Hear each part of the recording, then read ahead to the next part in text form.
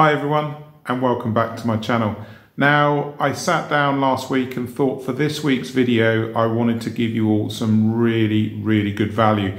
And you know how Etsy YouTubers always say, I've had so many people ask me this question and mostly it's garbage and lots of people haven't asked the question at all. This is genuinely one of the most requested things that I have in my consultancy coming in from potential clients. How do you open an Etsy store and not be suspended?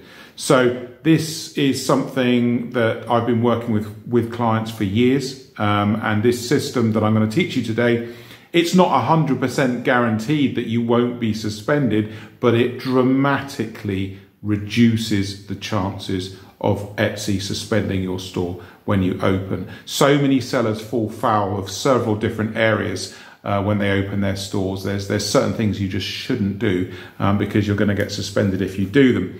So let me walk you through this. I hope this is helpful for you. Just take some notes, watch this video a couple of times, and I guarantee you the chances of your store, your new Etsy store staying open will go up significantly. Let's get into this.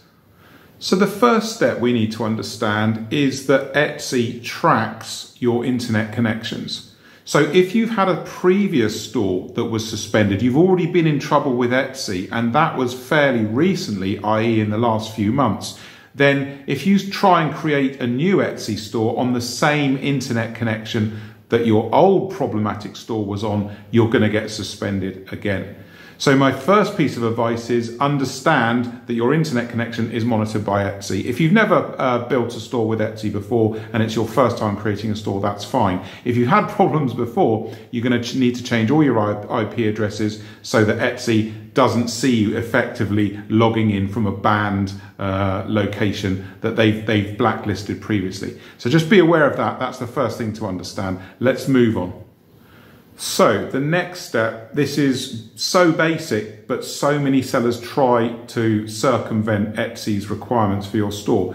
Make sure you set the store up in the country that you're in. So if you're in the United States, set the store up in the United States. If you're in England, set it up in England as the location for the store. This is so important because Etsy wants to see trust from you. So one of the main sources of trust is being where the customer thinks you are. And I've worked with clients where their store's registered in the United States for obvious reasons. Remember, the United States market is the biggest part of Etsy, but the actual products, they're shipping from Egypt or the United Arab Emirates or Europe or something like that.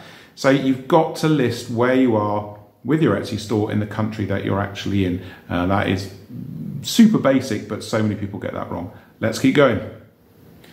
So the next step is create your Etsy seller account login. So create your account. And once you've done that, Etsy is going to ask you to list a product. Now this is absolutely critical and so many people are getting this wrong, and this is why they're being suspended, along with a couple of other reasons which I'm going to tell you in a minute.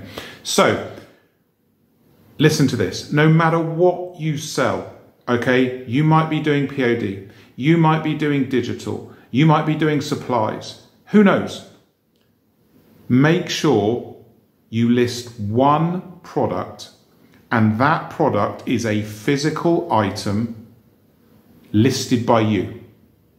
As long as it's Etsy legal, I don't mind what that item is. Make it physical and list the item in your store.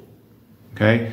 If you're a digital store, okay, make sure the item you create is 100% made by you. So the photography, the product, the upload. So what I'm saying here, if it's a physical store, make sure you put one listing in that's physical, photographed by you, made by you, sourced by you. If it's a digital product, same procedure, made by you, uploaded by you, photography by you. And the critical piece of this is that Etsy sees you loading the listing into the platform.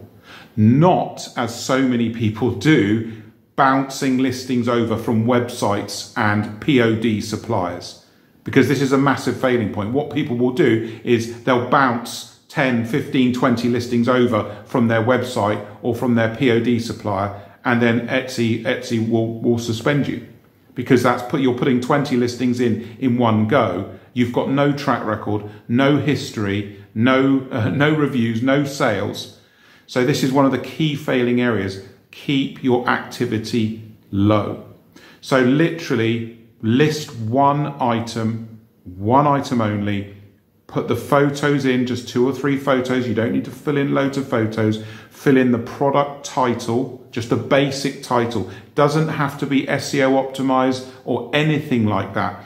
Just fill in the title, fill in the product description with a few lines. You don't need to put tags in either for this exercise. You're just creating a listing that when Etsy comes to check it, the Etsy bots come to check it, you're going to pass. And the leaner the information on the listing for opening the store, the better. Because obviously there's keywords that are banned, for example, amber. Don't use the word amber. If you're using the word amber, your listing is going to get closed. Your store might get closed as well. And I urge you at this point, check the Etsy seller handbook for all, well, not all, but a good idea of what can and cannot be sold on Etsy. This is very important. So many sellers don't even bother doing this. But this exercise, list one product and leave it at one product. Publish it. And then after you've published the product, we now move on to your financial details. And this is even more important than what I've just mentioned. These two pieces, the product and banking details. Let's get into the banking details.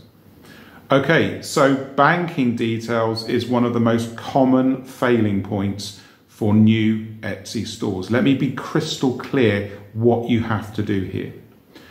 The details on how you get paid by Etsy, how you will pay Etsy, need to match each other, and those two sets of details must match exactly with the information that your bank has on file for you. I mean right down to a dash, a digit, or a number. They have to be identical. If they're not, your store will be suspended. And then Etsy will require you to update that information, and then you can sell again. So many sellers fall foul of this. And I don't blame people. It's an easy mistake to make. All details are slightly different. Oh, I'll just do it one way, rather than making sure each one is identical. Critical. These two things that I've just mentioned, the product and the banking details, so many sellers are slipping up with that. Make sure all the details match on Etsy with what's on file. So once your banking details have been set up, the last piece of this process that I want you to do is called shop setup. So what you do is you go back to your shop once you've done the banking stuff, and you set up the 5 components of your Etsy store. So that is seller icon. So you have a picture of you or a little mini picture of your brand. Number 2 is shop icon, which is the bigger square one on the left-hand side. In there, you need a brand image. So whatever you're doing with your brand, your seller icon, your shop icon, they need to complement each other. So that's the second thing. The third part of shop setup, your shop announcement. So this is where you tell the world about what you do in your Etsy store, and Etsy, the page is scanned by search engines, Google, Bing, Yahoo, and so on. And it's good to have decent information in there about what you're doing. A lot of people make the mistake and they just put discounts in there and what you can do, what you're doing with sales and so on. Don't do that. Okay? This announcement is to tell the world what your business is all about. So that's number 1. Seller icon. Number 2, shop icon. Number 3, shop announcement. Number 4, you will have filled these in, and if you haven't, please do, shop policies. So shop policies, here you want to try to accept Etsy's boilerplate policies. So the ones that they give you automatically. Most sellers can do this. Okay, and I'm not saying you can't have your own policies. You can. I'm just saying when you open a store, don't give Etsy any extra excuses to micromanage your store and go looking for trouble. Just accept the boilerplate policies. Okay, very straightforward, and most sellers can actually do that. So that's number 4. Number 5, and this is the bit, honestly, in 2023, I still can't believe so many people aren't doing this right. The About page. So your About page has 3 components: brand text, brand photos, brand video. It's where you shout about your business. If someone came to you and said, hey, what's so great about your business? Give them 5 reasons in the text, photos, and video. Fill out all 3. So many sellers don't do this. Etsy sees this as trustworthy. Okay? Fill them in. We've got to give Etsy trust. That's why so many people are failing and so many people are getting suspended, because, you know, mismatched banking details, it's not trustworthy. Listings being bounced in from websites or POD suppliers, it's not trustworthy. Shops not being filled out correctly, it's not trustworthy. Okay, so you see what I'm getting at here. It's a really, really solid method that I use. Now, the most important piece of all, you've done all that, great. What you do now is just sit for a few days, 3, 4, 5 days, and do nothing with the store. Just let it sit. Etsy's going to look at the store. There shouldn't be anything in there that's going to cause a problem. And then you pass through this opening phase.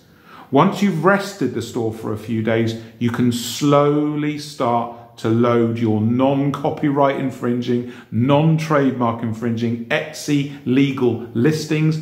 And I can't guarantee it, but as long as you don't break any rules, your store is going to stay up and it will not be suspended.